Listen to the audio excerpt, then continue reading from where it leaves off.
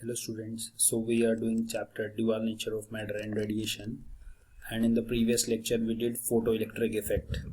Today we will study next topic, that is Einstein photoelectric equation, that is only based on photoelectric effect. Now what Einstein photoelectric equation says, before starting this, now when the photoelectric experiment is done, what photoelectric experiment is based on, suppose we have a metal, हमारे पास एक metal है और उस पे एक light radiation fall कराई, ठीक है, एक फोटोन फॉल हुआ. जब फोटोन फॉल हुआ तो क्या होगा, फोटो इलेक्ट्रॉन एमिट हुआ, ठीक है ना, एक एच न्यू एनर्जी का, अगर एच न्यू एनर्जी का फोटोन फॉल हुआ तो हमारे पास एच न्यू एनर्जी का फोटोन फॉल हुआ तो एक इलेक्ट्रॉन एमिट हुआ, that is called photo electron. ठीक, अब वो इलेक्ट्रॉन एमिट कब होगा, और इसका कुछ वर्क फंक्शन होता है डब्ल्यू नॉट या फाई से जिसको डिनोट करते हैं, that is equal to H nu naught. ठीक है, वर्क फंक्शन भी एक तरह की एनर्जी है, ठीक, जिसमें एच क्या है, प्लैंक्स कांस्टेंट, और न्यू नॉट क्या है, threshold frequency. Clear, new not क्या है, थ्रेशोल्ड फ्रीक्वेंसी. तो ये वर्क फंक्शन हो गया H nu not. H new क्या है, एनर्जी ऑफ इंसिडेंट फोटोन. अगर एच न्यू से बड़ा है, एच न्यू बड़ा है एच न्यू नॉट से, वर्क फंक्शन से ज्यादा, तभी फोटो इलेक्ट्रॉन एमिट होगा और उसकी कुछ काइनेटिक एनर्जी होगी. ठीक है ना, फोटो इलेक्ट्रॉन एमिट होगा और उसकी कुछ काइनेटिक एनर्जी होगी, कितनी होगी, हाफ एम वी स्क्वायर, यही काइनेटिक एनर्जी होगी. क्लियर, इतना डायग्राम समझ आ गया, जैसे हमने फोटो इलेक्ट्रिक इफेक्ट किया था वही है. So what photo electric effect was explained, that is by this metal and light radiation. Okay, now photoelectric effect explained by Einstein in 1905 on the basis of Planck's quantum theory. Einstein ने 1905 में planks quantum theory दी, उसके basis पे photo electric effect को explain किया. Planks quantum theory क्या थी, जिसमें light क्या है, लाइट पार्टिकल नेचर की है जिसका क्वांटा क्या है, फोटोन. ठीक है ना, according to this theory a light radiation travel in the form of discrete packet called photons, and energy of each photon is equal to h nu, where h is the Planck's constant and nu is the frequency. हम पढ़ चुके हैं ये, ठीक है ना. Einstein ने अपनी इक्वेशन दी, तो उसके कुछ इंपोर्टेंट पॉइंट्स थे.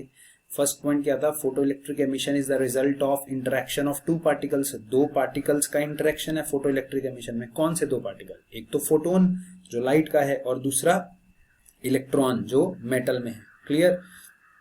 सेकंड क्या है, जो ये फ्री इलेक्ट्रॉन्स हैं, मैंने आपको पिछले लेक्चर में भी बताया, जो फ्री इलेक्ट्रॉन्स हैं वो क्या हैं, न्यूक्लियस से बाइंड है. ठीक है ना, न्यूक्लियस से कुछ रिस्ट्रेनिंग फोर्स से बाइंड है, मेटल में कुछ बाइंड है, तो उस इलेक्ट्रॉन को मिनिमम एनर्जी चाहिए होगी मेटल से बाहर निकलने के लिए. जो वो मिनिमम इलेक्ट्रॉन एनर्जी क्या है, वर्क फंक्शन. ठीक है, आइंस्टाइन ने ये भी एक्सप्लेन किया आइंस्टाइन फोटो इलेक्ट्रिक इक्वेशन में. उसके बाद उन्होंने बताया कि हर फोटोन एक इलेक्ट्रॉन से इंटरेक्ट करता है. ठीक है, हर फोटोन एक इलेक्ट्रॉन से इंटरेक्ट करता है. Each photon interact with one electron. The energy H new of a incident photon is used in two parts. Her photon electron से इंटरेक्ट करता है, और जो फोटोन की एनर्जी है वो दो पार्ट्स में यूज होती है. कौन से दो पार्ट में, वही हम पहले बात कर चुके हैं. एक तो उसका वर्क फंक्शन, ये जो उसका वर्क फंक्शन है उसको नलीफाई करने के लिए ये इसकी एनर्जी दो पार्ट में यूज होती है. एक तो इसको वर्क फंक्शन को ओवरकम करने के लिए, और दूसरी remaining energy kinetic energy of electron में. Clear. So a part of energy, let me take it here, a part of energy of photon is used in liberating the electron from metal, which is equal to the work function. And what is next, the remaining energy of electron is used in imparting the kinetic energy to electron, ejected electron. तो Einstein photo electric equation में Einstein ने दो बात बोली जो main important थी, कि ये जो एनर्जी है फोटोन की एच न्यू, फोटोन और इलेक्ट्रॉन इंटरेक्ट करते हैं, interaction of radiation with matter. एक तरह से रेडिएशन क्या है, वेव, उसके अंदर क्या है, फोटोन, और what is matter, this metal. ठीक है ना, dual nature of matter and radiation में interaction of one particle photon with another particle electron. तो फोटोन की जो एनर्जी है वो दो पार्ट्स में डिवाइड होगी, एक तो वर्क फंक्शन को ओवरकम करने में, प्लस दूसरी उसकी काइनेटिक एनर्जी में. तो क्या है, अगर इसको मैथमेटिकल फॉर्म में लिखें, energy of photon that is equal to work function plus kinetic energy of electron. Clear. अब एनर्जी ऑफ फोटोन क्या है, एच न्यू, वर्क फंक्शन क्या है, डब्ल्यू नॉट या फाई. ठीक है, या फाई नॉट, डिफरेंट बुक्स में अलग अलग आपको मिलेगा। बट आप अगर कुछ भी लिखोगे जब भी इक्वेशन में, आपको डिनोट करना है कि डब्ल्यू नॉट क्या है, वर्क फंक्शन है, या फाई लिखोगे तो फाई नॉट क्या, फाई क्या है, वर्क फंक्शन है, plus this maximum kinetic energy half M V square. So we know that, अब हमें ये भी पता है वर्क फंक्शन क्या है, एक तरह की एनर्जी है जिस एनर्जी से इलेक्ट्रॉन सरफेस में बाइंड है, ठीक है ना। वो एनर्जी को भी हम h इंटू फ्रीक्वेंसी की फॉर्म में लिख सकते हैं, h न्यू। बट यहाँ न्यू कितना होगा, न्यू h न्यू तो क्या है, फ्रीक्वेंसी ऑफ फोटोन। यहाँ क्या होगा, मिनिमम एनर्जी के कोरस्पॉन्डिंग मिनिमम फ्रीक्वेंसी होगी, थ्रेशोल्ड फ्रीक्वेंसी कितनी, न्यू नॉट। तो डब्ल्यू नॉट को h न्यू नॉट भी लिख सकते हैं। So kinetic energy maximum half M V square को काइनेटिक एनर्जी मैक्सिमम करेंगे तो h न्यू, और यहाँ h न्यू नॉट, इसको मैंने क्या किया, यहाँ nu naught h nu naught put किया और इसको इस साइड ले आया, h nu minus h nu naught, और kinetic energy half M V square कितना होगा, h ब्रैकेट में न्यू माइनस न्यू नॉट। ये बहुत इंपॉर्टेंट इक्वेशन है, half M V square is h nu minus h nu naught. This is Einstein photo electric equation. कौन सी equation है, Einstein photo electric equation. Clear, Einstein photo electric equation क्या है, जो incident photon की energy है वो एनर्जी इक्वल टू इस मेटल के वर्क फंक्शन की एनर्जी प्लस जो इलेक्ट्रॉन निकला है उसकी काइनेटिक एनर्जी। ठीक है, law of conservation of energy लग रहा है ये, H nu is equal to W naught plus half M V square. तो काइनेटिक एनर्जी यहाँ से मैक्सिमम काइनेटिक एनर्जी कितना आ गया, H nu minus nu naught. ये बहुत इंपॉर्टेंट इक्वेशन है, इस इक्वेशन के ऊपर न्यूमेरिकल भी आते हैं, आपको न्यू दिया होगा, न्यू नॉट दिया होगा, या तो आपको मैक्सिमम काइनेटिक एनर्जी निकालना होगा इलेक्ट्रॉन का, बहुत सारे, मतलब इसमें कोई भी 3-4 क्वांटिटीज दी होंगी, 5th क्वांटिटी निकालनी होगी। Clear, so this is Einstein photo electric equation. अब हम इसके बाद जो हमने law of photo electric emission पढ़े थे, वो आइंस्टाइन फोटो इलेक्ट्रिक इक्वेशन को क्या वेरीफाई कर रहे हैं, वही फोटो इलेक्ट्रिक इफेक्ट तो वही है, क्या वो वेरीफाई कर रहे हैं, देखते हैं। अब देखो इस इक्वेशन में हाफ एम वी स्क्वायर अगर न्यू नॉट से कम है, ठीक है, मतलब फोटोन की फ्रीक्वेंसी थ्रेशोल्ड फ्रीक्वेंसी से कम है, तो हमने बोला था फोटो इलेक्ट्रिक एमिशन नहीं होगा। और यहाँ भी देखो अगर न्यू नॉट से कम है तो काइनेटिक एनर्जी नेगेटिव आ जाएगी, new less than new not है तो kinetic energy negative, but kinetic energy तो नेगेटिव नहीं हो सकती, that is not possible. Mass positive है, वी स्क्वायर स्क्वायर है, ये भी पॉजिटिव है, तो काइनेटिक एनर्जी तो पॉजिटिव होनी चाहिए ना, तो ये पॉसिबल नहीं है। That means new is always greater than new not. जो फ्रीक्वेंसी है फोटोन की हमेशा थ्रेशोल्ड फ्रीक्वेंसी से बड़ी होनी चाहिए, तभी यहाँ काइनेटिक एनर्जी पॉजिटिव आएगी, मतलब तभी फोटो इलेक्ट्रिक एमिशन होगा। तो फर्स्ट पॉइंट इसका है, वो प्रूव कर रहा है law of photo electric emission को। सेकेंड पॉइंट क्या है, since one photon emits one electron, उन्होंने बोला आइंस्टाइन ने कि एक फोटोन, ये एक फोटोन और एक इलेक्ट्रॉन का इंटरेक्शन होता है, हर फोटोन एक इलेक्ट्रॉन एमिट करता है। So number of photo electrons emitted per second is directly proportional to intensity. क्यों, हमने लास्ट लेक्चर में भी बात की थी, इंटेंसिटी का मतलब होता है नंबर ऑफ फोटोन्स, ठीक है, और जितने फोटोन्स हैं उतने ही इलेक्ट्रॉन निकलेंगे, तो number of photo electron directly proportional होगा इंटेंसिटी के। ठीक, और थर्ड क्या है, it is clear that half M V square is directly proportional to nu. ये हाफ एम वी स्क्वायर जो काइनेटिक एनर्जी है ये डायरेक्टली प्रोपोर्शनल है न्यू के, जो कि हमने लॉ में भी बात की थी कि जितनी फ्रीक्वेंसी ज्यादा होगी उतनी काइनेटिक एनर्जी ज्यादा होगी। This shows that kinetic energy of photo electron is directly proportional to frequency of incident light. तो काइनेटिक एनर्जी क्या होगी, डायरेक्टली प्रोपोर्शनल होगी इंसिडेंट लाइट की। तो इस इक्वेशन से पूरा फोटो इलेक्ट्रिक इफेक्ट अब हम एक्सप्लेन कर सकते हैं। That equation is known as Einstein photoelectric equation। बहुत ध्यान से याद रखना है इसको, बहुत इंपॉर्टेंट है Einstein photoelectric equation। Clear? Half mv square is h nu minus nu naught, where nu is the frequency of photon, nu naught is the threshold frequency that is based on the metal। Half M V square max, v is the velocity of electron. अगर frequency ज्यादा होगी threshold frequency से तभी electron emit होगा, तो उसकी kinetic energy positive आएगी। So this is very important from CBSE point of view. This is Einstein photo electric equation. Next we will study application of photo electric effect. अब application हर book में बहुत सारी लिखी होती हैं, आपको सिंपल सी एप्लीकेशन बताता हूँ। जब हम कभी मॉल्स में जाते हैं या मेले में जाते हैं, यूजली मेटल डिटेक्टर लगा होता है, ठीक है ना, या काउंटर लगा होता है कि कितने जने अंदर गए हैं, मेले में कितने जने गए हैं। पुराने टाइम में लगा होता था उसमें 1 2 3 4। तो जैसे ही हम गेट के अंदर एंटर करते हैं, सपोज करो गेट में से लाइट रेडिएशन इधर जा रही होती है, इंफ्रारेड रेज या यूवी राइज एक पॉइंट से दूसरे पॉइंट पे जा रही होती है। ठीक, जैसे ही हम गेट में से एंटर किए तो क्या होता है, हमने लाइट ब्लॉक कर दी। एक्चुअल में वो लाइट कहाँ पड़ रही होती है, दूसरे तरफ मेटल पे पड़ रही होती है, जो कि करंट फ्लो करा रहा होता है सर्किट में, बाद की जो भी सर्किटरी है। तो जैसे ही हमने लाइट ब्लॉक करी, क्या होगा, वो मेटल पे पड़नी बंद हो जाएगी। मेटल पे लाइट नहीं पड़ेगी मतलब फोटोन्स नहीं पड़ेंगे, तो फोटो इलेक्ट्रॉन्स जनरेट नहीं होंगे, तो करंट नहीं आएगा सर्किट में।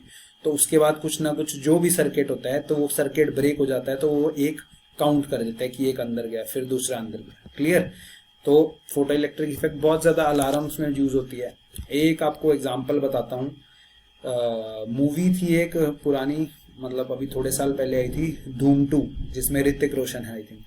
उसमें वो एक अपना कुछ डायमंड चुराने जाता है। आपने देखा होगा मे बी, और ज्यादातर बच्चों ने अपने सीन। तो उसमें बहुत सारी एक जगह जाता है, वहाँ बहुत सारी रेडिएशंस होती हैं और उसके बीच में डायमंड पड़ा होता है। वो स्प्रे मार के देखता है और वो रेडिएशन से बच के जाता है। ठीक है। उसमें क्या होता है, उस डायमंड पे भी रेडिएशन पड़ रही होती है और वहां भी जैसे ही कोई उस रेडिएशन को टच करता है, तो अलार्म बज जाता है ना, रेडिएशन ब्लॉक हो जाती है। That is also one of the applications of photo electric effect. तो बहुत सारी एप्लीकेशन है। Photo electric effect is used in automatic fire alarm, that is used in automatic burglar alarm, scanners in television, in astronomy to control the temperature of furnace, photo counting, metrology, light meters used in cinema, in paper industry to measure the thickness, photometry। बहुत सारी application हैं। ये कुछ जो main application है मैंने लिखी है। अगर एग्जाम में आता है तो डायरेक्ट आप ये लिख सकते हो, it is used in automatic fire alarm, it is used in this, it is used in astronomy. कोई इसकी एक्सप्लेनेशन नहीं पूछने वाला। Clear. So these are the applications of photo electric effect. Now next topic is determination of Planck's constant and work function from the help of graph. Now let us see this. This is the graph between frequency and stopping potential. Okay, frequency और stopping potential के बीच में ये graph है। आइए देखते हैं graph में ये स्ट्रेट लाइन ग्राफ कैसे आया। तो हमने पढ़ा काइनेटिक एनर्जी क्या होता है, h nu minus h nu not. ये पढ़ लिया हमने आइंस्टाइन फोटो इलेक्ट्रिक इक्वेशन से। एक हमने ये भी पढ़ा था कि maximum kinetic energy equal to work done by stopping potential EV naught. इन दोनों को इक्वल करेंगे हमारे पास, तो EV नॉट कितना आ जाएगा, h nu minus h nu not. और यहाँ से मैं V नॉट निकालूंगा, तो E को इधर राइट हैंड साइड डिनोमिनेटर में ले जाऊंगा, h by E into new minus what is h nu not. हमने पढ़ा h nu नॉट क्या होता है, work function divide by this E। h nu not को क्या लिखा है हमने, वर्क फंक्शन लिख सकते हैं, h Planck's constant, new not is threshold frequency. तो ये मेरे पास देखो किसकी इक्वेशन बन गई, y is equal to mx plus c की इक्वेशन बन गई। स्ट्रेट लाइन इक्वेशन होती है, this is y, this is on the y axis, m is the slope, h by e is the slope, x on the x axis nu, plus क्या होता है साथ में इंटरसेप्ट, और इंटरसेप्ट कितना है minus w by e not. This is zero से जितना नेगेटिव में दैट इज इंटरसेप्ट। तो अगर इसका हम स्लोप निकालेंगे, तो इसका इक्वेशन को इक्वेट करेंगे स्ट्रेट लाइन इक्वेशन से, तो स्लोप कितना आया इसका h बाय e। तो यहाँ से हम h निकालेंगे, तो वो ग्राफ अगर प्लॉट करेंगे, उस ग्राफ का जितना स्लोप आएगा उसको e से मल्टीप्लाई कर देंगे हम। तो स्लोप किसके इक्वल होता है, टेंजेंट ऑफ थीटा के भी इक्वल होता है, हमने पढ़ा है। तो h निकल आएगा मेरा प्लैंक्स कांस्टेंट। और अगर मुझे वर्क फंक्शन निकालना हो, तो इस e को इंटरसेप्ट के मैग्नीट्यूड से, नेगेटिव साइन लेने की जरूरत ही नहीं है हमारे को, इंटरसेप्ट का जो मैग्नीट्यूड है उसको अगर e से मल्टीप्लाई कर देंगे तो हमारे पास वर्क फंक्शन आ जाएगा। तो हम ग्राफ की हेल्प से प्लैंक्स कांस्टेंट और वर्क फंक्शन फाइंड आउट कर सकते हैं। क्लियर, बहुत इजी है ये हमने दोनों काइनेटिक एनर्जी लिखी, इसको इक्वेट किया, यहाँ से y is equal to mx plus c की इक्वेशन बनाई, तो वहां से स्लोप पता है हमें, तो प्लैंक्स कांस्टेंट निकल जाएगा यहाँ h by e is equal to slope, तो यहाँ से h निकल जाएगा, स्लोप इंटू प्लैंक्स कांस्टेंट, जो भी एक्सपेरिमेंट से सपोज ग्राफ बना कोई। क्लियर। एग्जाम में कैसे क्वेश्चन आता है, एग्जाम में ये ग्राफ बना होगा, आपको स्लोप दिया होगा, ठीक है। E हमें पता है 1.6 इंटू 10⁻⁻19 चार्ज जो होता है 1 कूलम चार्ज ऑन इलेक्ट्रॉन। तो यहाँ से h फाइंड आउट कर सकते हैं, ऐसे ही हम वर्क फंक्शन फाइंड आउट कर सकते हैं। क्लियर। सो ये था फोटो इलेक्ट्रिक इफेक्ट के बारे में। नेक्स्ट हमने पढ़ना है dual nature of matter, sorry this is dual nature of matter, not dual matter of matter, dual nature of matter, that is de Broglie waves. Clear. अब de Broglie एक scientist थे, उन्होंने बोला था कि जो इलेक्ट्रॉन है या कोई भी और भी पार्टिकल्स हैं, चार्ज पार्टिकल्स या अनचार्ज पार्टिकल, जो भी पार्टिकल्स हैं वो पार्टिकल की तरह भी एक्ट करते हैं और वेव की तरह भी एक्ट करते हैं। ठीक है। पार्टिकल मतलब जिसका मास हो, कोई भी पार्टिकल को हम कैसे डिफाइन करते हैं कि उसका कुछ मास है, और कोई भी वेव को हम कैसे डिफाइन करते हैं, जिसकी कुछ वेव लेंथ हो। ठीक है ना। तो डी ब्रॉगली ने हाइपोथेसिस दी थी कि पार्टिकल मतलब एक कोई भी पार्टिकल है वो पार्टिकल की तरह भी काम कर सकता है और वेव की तरह भी एक्ट कर सकता है, ठीक है ना, पार्टिकल की तरह भी और वेव, अगर जब वो मूव कर रहा है तो उसकी कुछ वेव की प्रॉपर्टीज होगी, कुछ वेवलेंथ होगी, और वैसे वो क्या है, एक पार्टिकल है। That is dual nature of matter, dual nature of matter and radiation, ठीक है, रेडिएशन मतलब वेव, मैटर मतलब पार्टिकल, तो डी ब्रॉगली वेव्स भी बोलते हैं उसको। अब हमने वेव नेचर के बारे में जब पढ़ा था, हमने वेव ऑप्टिक्स पढ़ा, उसमें पढ़ा हमने कि इंटरफेरेंस, डायफ्रैक्शन, पोलराइजेशन, ये वेव नेचर ने डिस्क्राइब करी, ठीक है। पार्टिकल नेचर से फोटो इलेक्ट्रिक इफेक्ट पढ़ा, एक फोटोन एक इलेक्ट्रॉन को इंटरैक्ट करता है, तो ये पार्टिकल का ही नेचर है ना। और दूसरा होता है Compton effect, that is not in your syllabus, okay. तो वेव नेचर से हमने ये वाली सारे एक्सपेरिमेंट इजीली हमने समझ लिए, और पार्टिकल नेचर से भी क्लियर। अब पढ़ते हैं इसके बारे में। Radiation have dual nature, basically जो रेडिएशन होती है, लाइट रेडिएशन का डुअल नेचर होता है, वेव नेचर भी होता है और पार्टिकल नेचर भी होता है। लुई डी ब्रॉगली, एक्चुअली इसको हम लुई डी ब्रॉय बोलते हैं, इंग्लिश में हम ब्रॉगली बोलते हैं, बट फ्रेंच में इसको डी ब्रॉय बोलते हैं। Louis D Broglie suggested that particles like electrons, protons, neutrons, देखो इलेक्ट्रॉन क्या है, नेगेटिव, प्रोटॉन पॉजिटिव, न्यूट्रॉन तो चार्जलेस है, ठीक है, हैव ऑल्सो डुअल नेचर, कि जो भी पार्टिकल्स हैं उनका डुअल नेचर होता है। they also can have particle as well as wave nature, तो ये पार्टिकल का नेचर क्या होता है, ये पार्टिकल की तरह भी एक्ट करता है और वेव की तरह भी एक्ट करता है, ठीक। In no experiment matter exist both as a particle और as a wave simultaneously, but ऐसा कभी नहीं होता किसी एक्सपेरिमेंट में कि कोई मैटर जो है, ठीक है, मैटर इसलिए बोल रहा हूँ क्योंकि वो चार्जलेस भी हो सकता है, चार्ज भी हो सकता है, मैं ऐसा नहीं बोल सकते चार्ज पार्टिकल है या अनचार्ज पार्टिकल है, कोई मैटर भी है। ऐसा नहीं है कि किसी एक एक्सपेरिमेंट में वो पार्टिकल की तरह भी एक्ट करे, उसी ही एक्सपेरिमेंट में वो वेव की तरह भी एक्ट करे, नहीं, कुछ कंडीशंस में वो वेव की तरह एक्ट करता है, कुछ कंडीशन में वो पार्टिकल की तरह एक्ट करता है, क्लियर, एक टाइम में साइमल्टेनियसली एक ही तरह एक्ट करता है वो। So suggestions on this wave particle duality, इसको वेव पार्टिकल डुअलिटी भी बोलते हैं, that is based on Einstein mass energy relation. Einstein mass energy relation क्या था, E is equal to mc square, और सेकंड का था universe is made up of particle radiation and both entities must be symmetrical, कि universe जो है वो radiation से भी बना है, पार्टिकल से भी बना है, और दोनों क्या होनी चाहिए, सिमेट्रिकल होनी चाहिए। मतलब कोई मैटर है वो वेव की तरह एक्ट कर रहा है तो वो पार्टिकल की तरह भी एक्ट करना चाहिए, और कोई किसी एक्सपेरिमेंट में वो पार्टिकल की तरह एक्ट कर रहा है तो दूसरे एक्सपेरिमेंट में वेव की तरह भी एक्ट करना चाहिए, clear. So what are de Broglie waves, the waves associated with material particles in motion are called matter और डी ब्रॉय वेव्स। वेव जो एसोसिएट करती है मटेरियल पार्टिकल से उनको हम मैटर वेव्स बोलते हैं या डी ब्रॉय वेव्स बोलते हैं, और their wavelength is called de Broglie wavelength, clear. उनकी वेवलेंथ को क्या बोलते हैं, डी ब्रॉय वेवलेंथ, और द वेव्स हैं that is associated with material particle in motion that are called matter waves, ठीक है। ये हाइपोथेसिस जो उन्होंने दी, डी ब्रॉय हाइपोथेसिस, वो क्या हाइपोथेसिस थी, material particle in motion should display wave like properties. जब मटेरियल पार्टिकल मोशन में होगा, मतलब कोई पार्टिकल है, सपोज इलेक्ट्रॉन है, जब वो मोशन में होगा तो वेव लाइक प्रॉपर्टीज शो करेगा, ठीक है, मतलब उसकी कुछ वेवलेंथ भी हम नोट कर सकते हैं, वेव लाइक प्रॉपर्टीज भी। तो पार्टिकल की तरह भी एक्ट करता है, कोई भी मैटर है, और वो वेव की तरह भी एक्ट करता है, that is de Broglie hypothesis. और ऐसी वेव्स जो मटेरियल पार्टिकल से एसोसिएटेड है, ऐसी वेव्स को हम मैटर वेव्स बोलते हैं और डी ब्रॉय वेव्स बोलते हैं, clear. Now what is de Broglie wave equation, very important from CBSE exam. De Broglie equation क्या होती है, according to Einstein's theory, Einstein mass energy relation क्या होता है, E is equal to mc square, very important, very common relation, आप सबने सुना होगा, ठीक है। ये आइंस्टाइन ने थ्योरी दी थी जो उसमें एनर्जी ऑफ फोटोन क्या था, E is equal to mc square, किसी भी पार्टिकल का energy equal to mass of that particle into उसको स्क्वायर। ये मास क्या है फोटोन के केस में, ये उसका काइनेटिक मास है, not the rest mass, clear. According to quantum theory, अब क्वांटम थ्योरी के बेसिस पे क्या था कि जो फोटोन की एनर्जी थी that is equal to h nu, जो प्लैंक्स क्वांटम थ्योरी दी आइंस्टाइन ने, उसमें बोला कि energy equal to h nu, और न्यू को हम c बाय लैम्डा भी लिख सकते हैं, फ्रीक्वेंसी को c बाय लैम्डा भी लिख सकते हैं।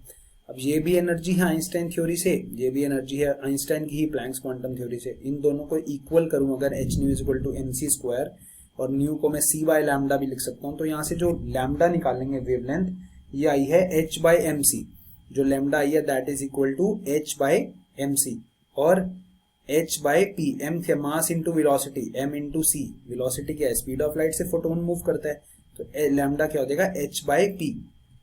तो लैम्डा h बाई एम सी और h by p, where m is the mass of that particle, lambda is the wavelength of that wave. तो ये देखो यहाँ इसी एक ही इक्वेशन में जो डी ब्रॉय की एक ही इक्वेशन है, ये डी ब्रॉय वेव इक्वेशन में, इसमें लैम्डा वेव को शो कर रहा है और मास पार्टिकल को शो कर रहा है। तो इसमें दोनों आ रहे हैं ना, वेव और particle, that is wave particle duality. Matter can act as a particle, can act as a wave. Wave है तो उसकी वेवलेंथ, पार्टिकल है तो उसका मास। तो lambda is equal to h by M सी और lambda is equal to h by P. ये यहाँ एम सी लिखा है, c is the speed of light. ये फोटोन का केस है, अगर कोई और पार्टिकल हो तो क्या होएगा, this lambda by lambda equal to h by M V. ठीक है ना, कोई और इलेक्ट्रॉन प्रोटोन है तो किसी भी वेलोसिटी से मूव कर रहे हैं, mv को हम मोमेंटम भी लिख सकते हैं। तो lambda is equal to h by p या lambda is equal to h by mv। Very important equation, that is de Broglie wave equation. Hence a particle of mass m moving with velocity v must be associated with a matter wave. This is de Broglie equation for a material particle like electron, proton, neutron. ये क्या है, de Broglie equation है for electron, proton, neutron. ठीक है, इनको generally ये electromagnetic waves नहीं है। इलेक्ट्रोमैग्नेटिक वेव्स और ये जो de Broglie वेव्स हैं, मैटर वेव्स हैं, इनमें फर्क क्या है।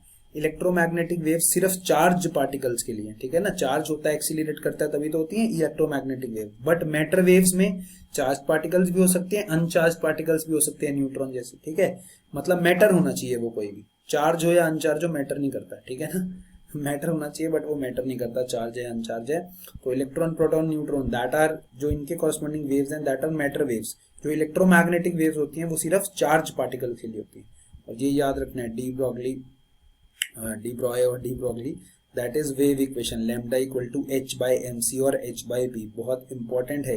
wavelength h Planck's constant, p is the momentum। clear? For a de Broglie wave a particle need not have a charge, that's why de Broglie waves are called matter waves। जो मैंने बोला, ये question भी पूछते हैं, why de Broglie waves are called matter waves not electromagnetic waves। because for de Broglie wave a particle need not have charge, charge होना जरूरी नहीं है, तो हम इलेक्ट्रोमैग्नेटिक वेव्स नहीं बोलते, इसलिए उसको मैटर वेव्स बोलते हैं। de Broglie waves can not be electromagnetic wave in nature as they are not produced by accelerated charge. ये जो de Broglie वेव्स हैं, de Broglie ने बोला था कि कोई भी मैटर अगर मूव कर रहा है तो उसकी कुछ न वो वेव की प्रॉपर्टीज भी शो करेगा कभी। ठीक है, तो उसकी कुछ वेवलेंथ होगी, जरूरी उसने ऐसा तो नहीं बोला कि ये चार्ज पार्टिकल से ही वेव आती है। ठीक, तो इसको इलेक्ट्रोमैग्नेटिक वेव्स नहीं बोला। Clear? So from de Broglie equation we conclude that de Broglie wavelength is inversely proportional to mass of particle। ये जो wavelength है ये inversely proportional है mass of particle के। The wavelength associated with the heavier particle is smaller than with the lighter particle। अब बहुत ये important चीज है कि हम जो डेली लाइफ में चीजें देखते हैं, सपोज एक पेन ही है, पेन हमें, पेन तो है तो पार्टिकल ही, बट उसकी वेव क्यों नहीं दिखती हमें। पेन अगर स्पीड से हम पेन फेंके तो वेव की फॉर्म में दिखता है, नहीं, क्योंकि पेन का मास बहुत ज्यादा है, मास ज्यादा है कंपैरेटिवली, मैक्रोस्कोपिक है ना वो, इलेक्ट्रॉन प्रोटॉन के कंपैरेटिवली मास बहुत ज्यादा है तो उसका वेवलेंथ बहुत कम होगा। वेवलेंथ कम होगा तो मतलब वेव की फॉर्म दिखेगी नहीं। ठीक है, second, if the particle is at rest then de Broglie wavelength is infinite. अगर पार्टिकल रेस्ट पे है, वेलोसिटी जीरो है, तो वेवलेंथ क्या हो जाएगी, इनफाइनाइट। इनफाइनाइट वेवलेंथ मतलब वो भी वेव नहीं दिखेगी, पार्टिकल रेस्ट पे है तो आ जाएगी। थर्ड क्या है, de Broglie wavelength is inversely proportional to velocity of particle if the particle move faster than wavelength will smaller। वही ये जो lambda is equal to h by mc है या lambda is equal to h by p है, बस simply इसको explain कर रखा है। Clear? So these are de Broglie equation, very important। Next is de Broglie wavelength of an electron। एक electron के लिए de Broglie wavelength क्या होगा, तो ये देखते हैं इलेक्ट्रॉन के लिए de Broglie wavelength कितना होगा। इसके ऊपर न्यूमेरिकल आता है इस इक्वेशन के ऊपर। So consider an electron of mass m charge e, let v is the velocity of electron when it is accelerated from rest through a potential difference of v volt. हमने v volt potential difference लगाया तो electron क्या होगा, kinetic energy आ जाएगी उसमें। ठीक है, that is equal to work done by electric field.